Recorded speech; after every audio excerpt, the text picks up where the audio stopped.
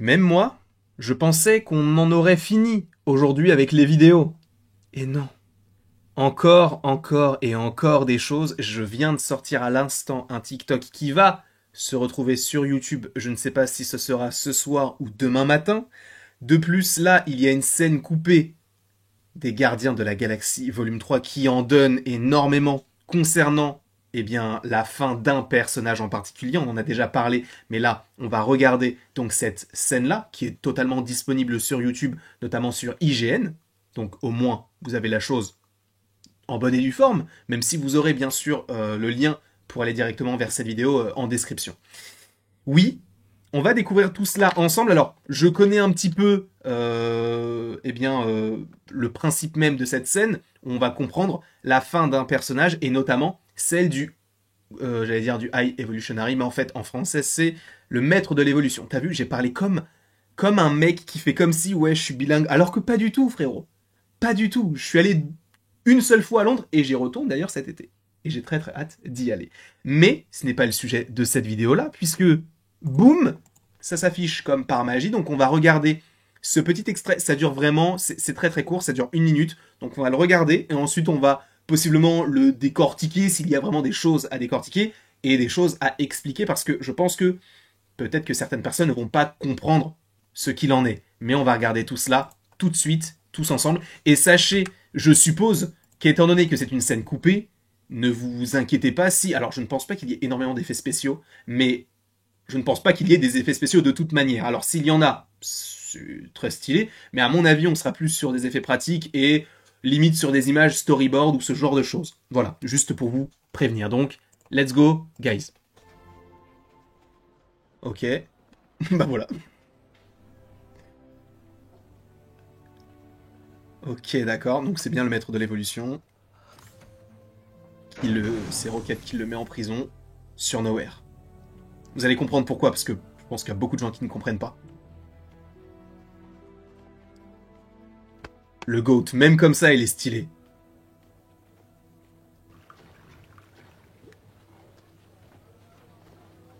Ok. Est-ce que on va voir Adam Warlock? Bah oui, du coup, c'est bien ce qu'on avait expliqué.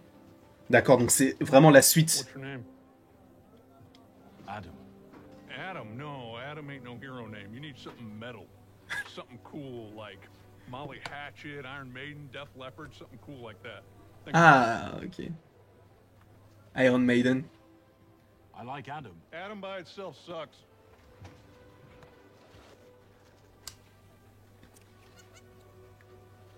C'est dommage qu'il l'ait pas gardée, elle est trop cool la scène. Même la musique derrière et tout. Ok, d'accord. Et bah écoutez, en vrai, bah, la scène est vraiment très cool. Très cool. Alors, on en apprend déjà beaucoup. Alors, certains vont me dire, mais frérot, je comprends pas. Parce que le maître de l'évolution, il est mort. Alors, oui et non. En fait, quand il y a ce genre de scène coupée, ça peut être, entre guillemets, une sorte de scène alternative à...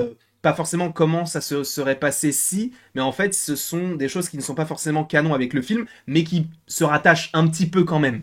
Par exemple, on va rester un petit peu dans l'univers de Deadpool parce qu'en ce moment il y a des choses qui ressortent, mais c'est vrai que par rapport aux X-Men, etc., on avait notamment par rapport à Wolverine, le combat de l'immortel, une scène coupée au moment de la toute fin du film où il rentre dans l'avion. Une scène où donc tu as une de ses amies qui lui laisse une sorte de valise, il ouvre la valise et boum, t'as le costume jaune. Petite référence, vous comprendrez pourquoi. Mais donc, il ouvre, boum, costume jaune, et c'est très stylé. Alors, bien sûr, cette scène-là, tu vas me dire, mais j'ai jamais vu ça. Oui, c'est une scène coupée, tu peux totalement la retrouver sur YouTube, et d'ailleurs, je ne sais même pas pourquoi. La plupart des scènes coupées sont beaucoup plus stylées que ce qu'il y a dans le film. Alors, est-ce que c'est parce que justement, on se serait dit, et on part des fétistes ou négatifs en disant, bah ça aurait été mieux si, mais en réalité, pour les gardiens, les deux fonctionnent. Et c'est pourquoi eh bien là on a une scène coupée où on comprend donc que le collectionneur, pas du tout, le maître de l'évolution, est toujours en vie.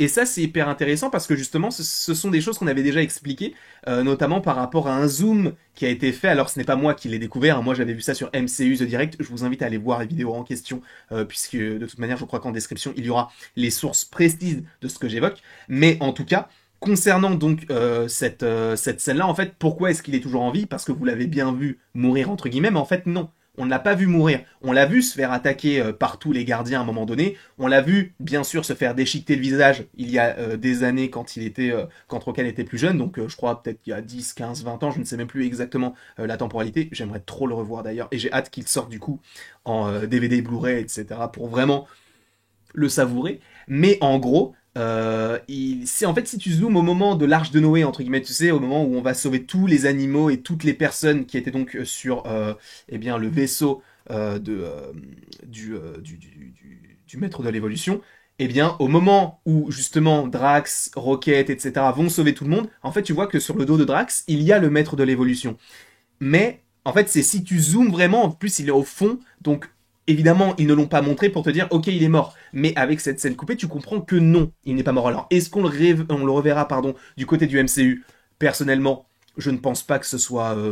Enfin, c'est possible, mais je ne pense pas que ce soit voulu du côté à la fois de James Gunn, mais également du côté de Marvel Studios, puisque je vous rappelle que James Gunn, il a fini entre guillemets l'arc qu'il voulait faire avec les Gardiens. Maintenant, il se consacre quasiment essentiellement à DC et donc à son univers étendu.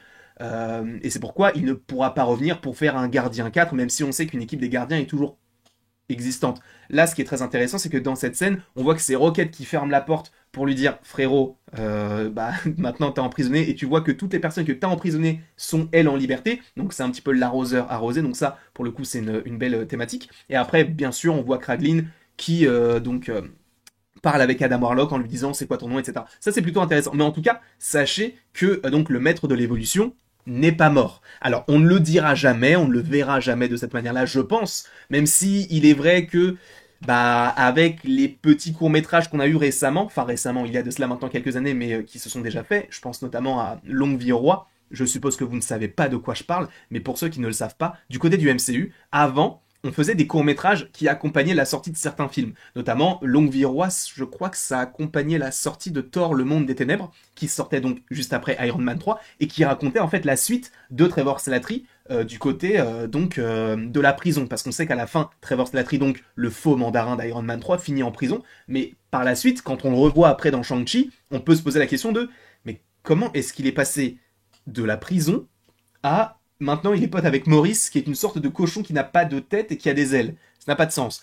Et en fait, il faut voir ce petit court-métrage. Alors, il faut voir. En fait, ça t'aide à mieux le comprendre, même si on te l'explique un petit peu dans Shang-Chi. Mais en gros, par exemple, dans ce court-métrage-là, on t'explique que oui, eh bien, tu as le personnage de Trevor qui se fait récupérer par des émissaires, entre guillemets, du vrai mandarin. Et le vrai mandarin l'aurait caché, entre guillemets, ou en tout cas l'aurait enfermé quelque part, afin qu'il ne sévisse plus sous son nom, entre guillemets.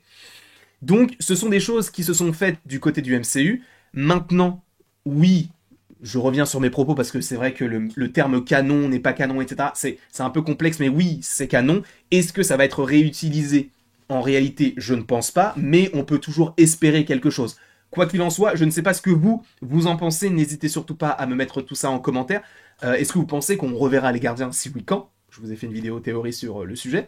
N'hésitez pas aussi à me mettre en commentaire si vous pensez qu'on reverra le maître de l'évolution. Je pense que c'était le méchant d'un film, mais c'est aussi intéressant de voir que des méchants d'un film peuvent ne pas mourir et ne plus revenir. On pense à toi Loki.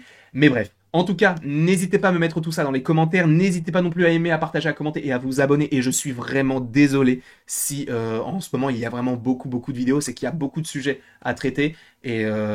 moi, ça me passionne de le faire. J'espère que vous, ça ne vous dérange pas. Donc, en tout cas, merci beaucoup à toutes les personnes qui regardent les vidéos, qui se sont abonnées récemment, etc. Je vous fais un petit coucou. Et il ne me reste donc plus qu'à vous dire à la prochaine pour la prochaine. Et bien sûr, n'hésite surtout pas donc à aimer, à partager, à commenter et à t'abonner si ce n'est pas déjà le cas. Et sache, toujours en lien avec James Gunn, que ce soir, on regarde Scooby-Doo 1 sur Twitch. C'est très étrange, mais sachez que James Gunn a scénarisé ce film-là. Des bisous.